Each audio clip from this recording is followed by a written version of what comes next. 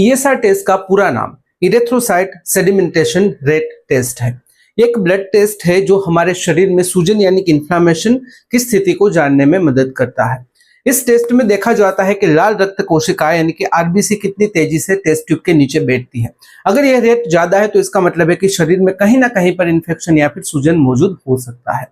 Video शुरू करने से पहले एक रिक्वेस्ट है कि अगर आपको यह जानकारी यूजफुल लगे तो प्लीज वीडियो को लाइक करें और अपने फैमिली के साथ, अपने फ्रेंड्स के साथ इसे शेयर जरूर करें। तो आइए इस वीडियो की शुरुआत करते हैं। सबसे पहले यह सवाल आता है कि यह टेस्ट क्यों किया जाता है। देखिए, डॉक्टर अक्सर ईएसआर टेस्ट तब लिखते हैं जब मरीज को बिना वजह बार बार बुखार आता है, शरीर में सूजन रहती है या लगातार थकान महसूस होती है। कई बार मरीज को हल्का फुल्का दर्द रहता है लेकिन सही कारण समझ नहीं आता। ऐसे में डॉक्टर को शक होता है कि शरीर के अंदर कोई इन्फेक्शन या फिर इन्फ्लेमेशन यानी कि कोई सूजन है। अगर किसी व्यक्ति को लंबे समय से जोड़ों में दर्द हो, मांसपेशियों में खिंचाव या फिर शरीर के अलग अलग हिस्सों में दर्द होता रहे तो डॉक्टर ईएसआर टेस्ट कराने की सलाह देते हैं।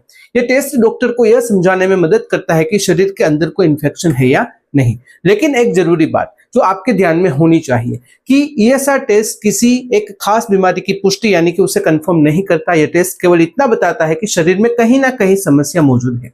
इसके बाद डॉक्टर बाकी ब्लड टेस्ट या फिर स्कैन करवाते हैं ताकि बीमारी का या फिर कोई समस्या का सही कारण पता चल सके और उसके आधार पर इलाज पर ध्यान दिया जा सके। आइए समझते हैं ईएसआर की नॉर्मल वैल्यूज के बारे में। ईएसआर टेस्ट की नॉर्मल वैल्यू अलग अलग लोगों के लिए अलग होती है। पुरुषों में यह 0 to 15 mm/h तक सामान्य मानी जाती है। अगर इस रेंज में रिजल्ट आता है तो इसे नॉर्मल माना जाता है और शरीर में कोई बड़ी सूजन या इन्फेक्शन नहीं समझा जाता।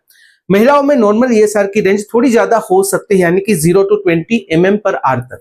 यह फर्क शरीर के हार्मोनल बदलाव और बायोलॉजिकल डिफरेंस की वजह से होता है। बच्चों में यह वैल्यू सबसे कम होती है और 0 to 10 mm/h तक सामान्य मानी जाती है। बुजुर्गों में ईएसआर थोड़ा ज्यादा हो सकता है और यह उनकी उम्र से जुड़े नेचुरल बॉडी रिस्पॉन्स की वजह से होता है। इसलिए डॉक्टर रिपोर्ट पढ़ते समय मरीज की उम्र और उनकी हेल्थ कंडीशन को ध्यान में रखकर ही रिजल्ट को समझते हैं। आइए समझते हैं हाई ईएसआर का मतलब क्या है।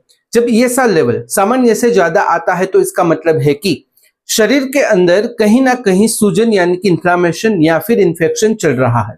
यह टेस्ट सीधे तौर पर बीमारी का नाम नहीं बताता लेकिन डॉक्टर को यह संकेत देता है कि शरीर में कोई गड़बड़ी है जिस पर ध्यान देना जरूरी है। सबसे आम कारण इन्फेक्शन होता है जैसे कि TB, pneumonia, urinary tract infection यानी कि यूटीआई। इन बीमारियों में शरीर की इम्यून सिस्टम एक्टिव हो जाती है और सूजन पैदा करती है जिससे ईएसआर का स्तर बढ़ जाता है।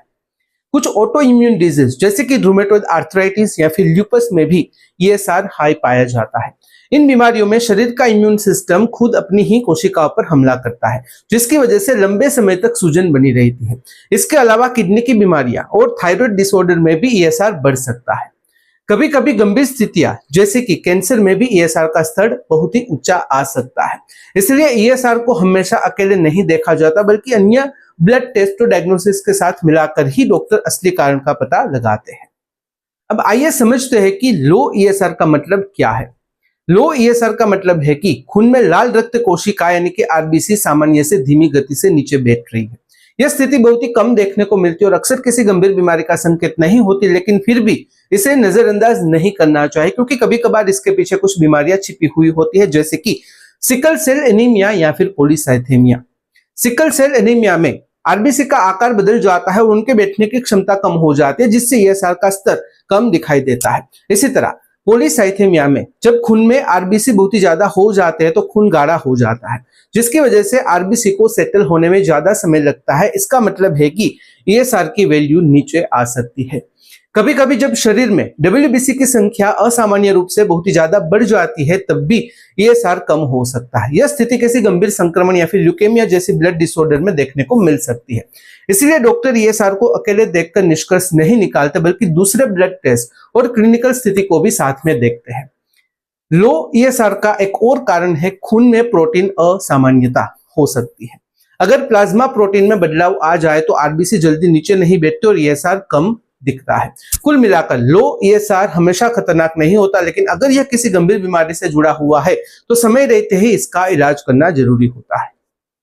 आइए जानते हैं ईएसआर टेस्ट की कुछ लिमिटेशंस के बारे में। देखिए, ईएसआर एक नॉन स्पेसिफिक टेस्ट है, यानी कि यह टेस्ट सिर्फ इतना बताता है कि शरीर में कहीं ना कहीं कोई समस्या या फिर सूजन मौजूद है, लेकिन यह टेस्ट अकेले किसी खास बीमारी का नाम नहीं बता सकता। इसलिए अगर सिर्फ ईएसआर की रिपोर्ट देख ली जाए तो सही डायग्नोसिस करना मुश्किल हो सकता है। इसलिए डॉक्टर ईएसआर टेस्ट के साथ अन्य ब्लड टेस्ट भी करवाते हैं, जैसे कि सीआरपी यानी कि सी रिएक्टिव प्रोटीन, सीबीसी यानी कि कंप्लीट ब्लड काउंट टेस्ट, और कभी कभी एक्सरे या फिर अल्ट्रासाउंड। इन सब टेस्ट के परिणाम को मिलाकर ही डॉक्टर यह तय करते हैं कि शरीर में कौन सी बीमारी है और उसका सही इलाज क्या होगा। ईएसआर केवल एक संकेतक यानी कि इंडिकेटर का काम करता है, जो आगे की जांच की जरूरत को दिखाता है। अगर बात करें कंक्लूजन यानी कि निष्कर्ष की, तो ईएसआर टेस्ट एक साधारण और कम खर्च वाला ब्लड टेस्ट है। यह शरीर में सूजन, इन्फेक्शन और कई क्रोनिक डिजीज का संकेत देता है। हालांकि यह किसी बीमारी को कंफर्म नहीं करता, लेकिन यह डॉक्टर को सही डायग्नोसिस की दिशा में मार्गदर्शन जरूर करता है। तो यह थी सामान्य जानकारी ईएसआर टेस्ट के बारे में। अगर इस वीडियो से रिलेटेड कोई भी सवाल है, कमेंट में बेझिझक पूछ सकते हो। कमेंट में अगर आप अनकंफर्टेबल हो, डायरेक्टली मुझे मेल कर सकते हो qa.hm@gmail.com पर। तो फिलहाल इस वीडियो में बस इतना ही। आज का वीडियो ध्यान से देखने और सुनने के लिए आपका धन्यवाद। जय हिंद, जय भारत।